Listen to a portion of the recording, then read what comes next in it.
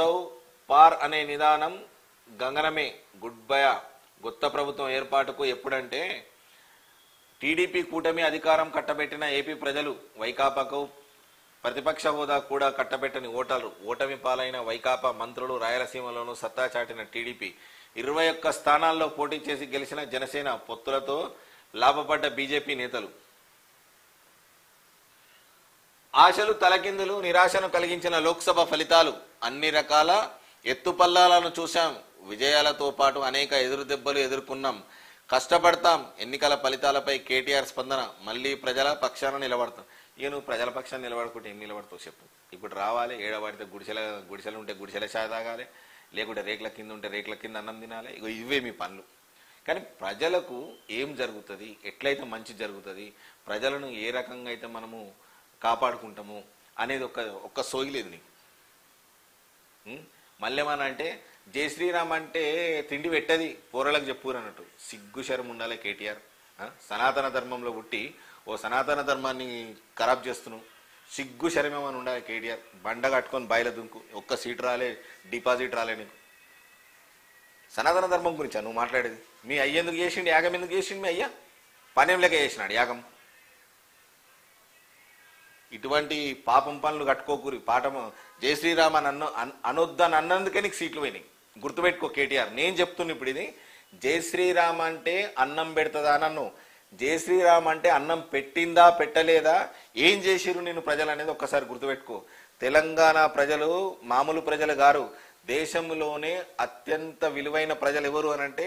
తెలంగాణ ప్రజలే వాళ్లకు నువ్వు నేర్పిన విద్య కాదు లేకుంటే మీ అయ్య నేర్పిన ఉద్యమం కాదు ఇది తెలంగాణ ప్రజలలో ఒంట్లోనే ఉన్నటువంటి ఉద్యమ పోరాట పటిమ గుర్తుపెట్టుకో కేటీఆర్ ఆ పటిమతోనే ఇవాళ నిన్ను భూస్థాపితం చేసిరు కనీసం నీకు 7 చోట్ల డిపాజిట్ రాలేదంటే ఎంత సిగ్గుచేటో ఒక్కసారి ఆలోచించు జర్నలిస్టులను కూడా ఇవే మాటలు చెప్పి మోసం చేసిరు 11 సంవత్సరాలు 12 సంవత్సరాల క్రితం ఉద్యమంలో నేను కూడా ఉన్నా ఆ మాటలు చెప్పే మోసం చేసిరు ఇవాళ యూట్యూబ్ ఒక్క సీనియర్ జర్నలిస్ట్ కూడా శాటిలైట్ ఛానళ్లలో లేడు వీళ్ళందరూ యూట్యూబ్ ఛానల్ పెట్టిరు ప్రజలలో చైతన్యం తీసుకొస్తురు ప్రజలలో చైతన్యం తీసుకొచ్చి నువ్వేంది నీ కథ ఏంది నీ లెక్కేంది అని కూడా చేస్తురు ఇదే గనక మళ్ళా రేవంత్ రెడ్డి చేస్తే ఇలాంటి పరిస్థితులే గనక రేవంత్ రెడ్డికి వస్తే మళ్ళా 5 ఏళ్ల తర్వాత రేవంత్ రెడ్డికి కూడా ఇదే పరిస్థితి ఎదురవుతుంది దయచేసి రేవంత్ అన్న అన్ని వర్గాలను అన్ని కులాలను అన్ని మతాలను ఖచ్చితంగా వెంబడి పెట్టుకునే పో ఒకవేళ నువ్వు కనుక లేదు అని అంటే ఇక మళ్ళీ కేటీఆర్కి పట్టిన కథ నీకు పడుతుంది ఖచ్చితంగా గుర్తుపెట్టుకోరి మళ్ళా 5 ఏళ్ల తర్వాత కమలనాథులు ఖచ్చితంగా తెలంగాణలో బీజేపీ ప్రభుత్వం రాష్ట్ర ప్రభుత్వం ఏర్పాటయ్యే అవకాశం ఉంది మాకు అంచనాలు ఉన్నాయి మా సర్వేలు మాకున్నాయి మా సర్వేలు కూడా మేము చేసినాము మా సర్వేలు కూడా చెప్తున్నాయి 2029లో మళ్ళా ఖచ్చితంగా బీజేపీ రాష్ట్ర పాలన అనేది వచ్చే అవకాశం ఉన్నది టీఆర్ఎస్ పోతుంది ఇటు కాంగ్రెస్ కూడా పోయే అవకాశం ఉంటుంది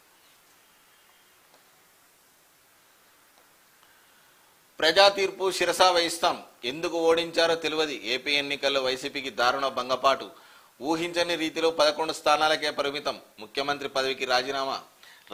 లేఖను గవర్నర్కు పంపిన జగన్ కుప్పకూలిన స్టాక్ మార్కెట్ ఇక నిన్న ఈ దెబ్బతోటి స్టాక్ మార్కెట్ కుప్పకూలింది మళ్ళీ ప్రధానమంత్రి ప్రమాణ స్వీకారం చేస్తే తప్ప ఆ స్టాక్ మార్కెట్లు కానీ రియల్ ఎస్టేట్ కానీ ఇవన్నీ పుంజుకునే అవకాశం లేదు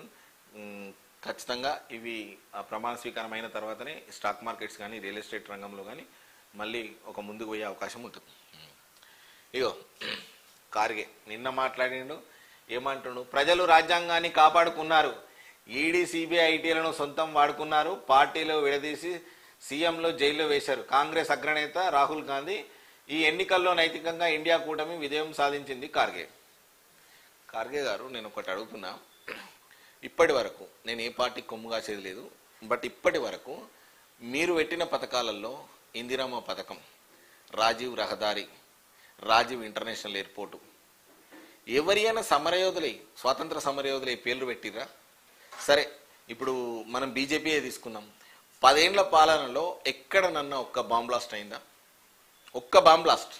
ఎక్కడనన్నా ఒక్క బాంబ్ బ్లాస్ట్ కనిపించిందా మీ కళ్ళతోటి అది బీజేపీ పాలన అంటే మీ పాలనను ఎందుకు నమ్ముతలేరు 15 ఏళ్ళు గట్టిగా కూడా ఇండియా కూటమైనా సరే, ఏ కూటమైనా సరే ఒకటి మాత్రం క్లారిటీ ఇచ్చారు ప్రజలు, ఖచ్చితంగా నరేంద్ర మోడీ కావాలి, నరేంద్ర మోడీ రావాలని చెప్పేసి ప్రజలు క్లారిటీ ఇచ్చారు. మళ్ళీ నరేంద్ర మోడీ వచ్చిండు. సో ఇటువంటి పరిణామాలు కనుక మళ్ళీ మీకు పునరావృతమయ్యే అవకాశం కూడా ఉంది. ఈ సెక్యులరిజాన్ని మానుకోండి, హిందువులను హిందువులాగా గౌరవించండి. ఇది సనాతన ధర్మం, హిందూ దేశం. హిందూ దేశంలోకి వచ్చి హిందువులను హిందుగాళ్ళు బొందుగాళ్ళు, జై శ్రీరామ్ అంటే అన్నం పెట్టది, ఇట్లాంటి వ్యాఖ్యలు మీకు కాదు, మీ ఆరోగ్యానికి కూడా మంచిగా కావు. ఆ దేవుడు, మీరు హిందువులై ఉండి కూడా ఆ దేవుళ్ళని అట్లా విమర్శిస్తే ఆ దేవుళ్ళు కూడా రేపు మీకు సేమ్ ఇదే గతి పట్టిస్తారు. దయచేసి మీరు ఆలోచన చేయండి. కాంగ్రెస్ వాళ్ళు ఏ పథకాలకైనా వాళ్ళ కుటుంబ పాలన పేర్లనే పెట్టిరు తప్ప ఇంకా వేరే పేర్లు పెట్టిరా? చూపిరు. బీజేపీలు ఉన్నాయా? ఏమున్నాయి బీజేపీలా? అటల్ టెన్నెల్ అన్న ఒకటి కట్టిరు. ఆయన చనిపోయింది కాబట్టి, అటల్ బిహారీ మంచి వక్త కాబట్టి, మంచి నాయకుడు కాబట్టి ఆయన పేరు పెట్టిరు.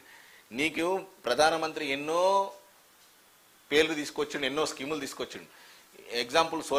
సోలార్ది పెట్టిండు, సూర్య యోజన అని చెప్పేసి పెట్టిండు, కానీ ప్రధాని యోజన అని పెట్టలే.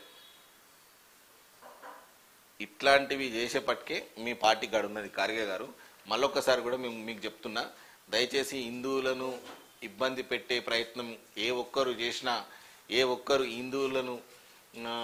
వాళ్ళ మనోభావాలు దెబ్బతినేటట్టుగా ఏ ఒక్కరు ప్రవర్తించినా ఫలితాలు ఇలాగే ఉంటాయి. నాసిక్లో కూలిన సుఖోయ్ విమానం, అదుపు తప్పి వ్యవసాయ పొలంలో కూలిన ఫ్లైట్, 500 మీటర్లు ఎగిసిపడ్డ ఫైటర్, జెట్ భాగాలు, కో పైలట్ ఇద్దరు సురక్షితం.